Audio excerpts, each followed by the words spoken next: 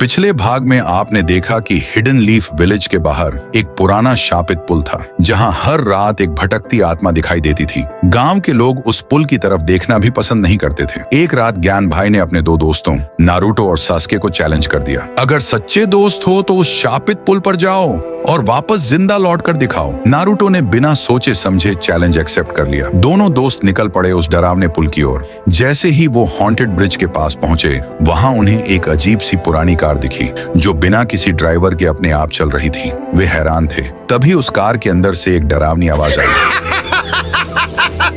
अचानक वो कार बदल गई और उसकी जगह सामने एक आत्मा खड़ी थी। दूसरी ओर ज्ञान भाई सुबह तक उनका इंतजार करता रहा। अगली सुबह गांव वालों को पुल के पास सास्के की लाश मिली। उसकी आंखें खुली हुई थीं, मानो उसने मौत से पहले कुछ बेहद डरावना देखा हो। राय स्टार भी वहीं मौजूद था, लेकिन उसे एक बात समझ नहीं आ रही थी, अगर सास्के मर चुका है तो नारुतो कहाँ है? कुछ तो गड़बड़ थी। राय स्टार ने फैसला लिया, आज रात मैं खुद उस शापित पुल पर जाऊंगा। रात का समय, अंधेरा, पुल पूरी तरह सुनसान। राय स्टार अकेला आगे बढ़ता है। तभी उसे हवा में उड़ती हुई वही पुरानी कार फिर से दिखाई देती है। वो डर से पीछे हटने लगा, लेकिन कार सीधा उसके सामने आ गई और एक पल में वह कार फिर से एक आत्मा में बदल गई। राय स्टार ने जोर से पूछा, कौन हो तुम? सस्के को क्यों मारा? और नारुतो कहाँ है? तभी वो आत्मा बोलती है, मेरा नाम ओबीटो है और मैंने किसी को नहीं मारा। जब मैं तुम्हारे दोस्तों के सामने आया, उनमें से एक डर के मारे खुद ही पुल से कूद गया और दूसरा बेहोश हो गया। फिर ओबीटो ने एक बॉक्स खोला जिसमें नारुतो बेहोशी की हालत में पड़ा था। राय स्टार ने नारुतो को होश में लाया और दोनों ने मिलकर ओबीटो से उसकी सच्चाई पूछी। तब ओबीटो रोने लगा और सुनाई अपनी दिल दहला देने वाली कहानी। मैं ओबीटो उचिहा हूँ, इस गांव का ही रहने वाला। मेरी जिंदगी में एक लड़की थी, रिन, जिसे मैं बहुत पसंद करता था। हम एक ही स्कूल में पढ़ते थे, हमेशा साथ रहते थे। लेकिन एक दिन सब कुछ बदल गया। रिन बहुत परेशान थी। जब मैंने पूछा तो उसने बताया कि हमारे स्कूल का एक टीचर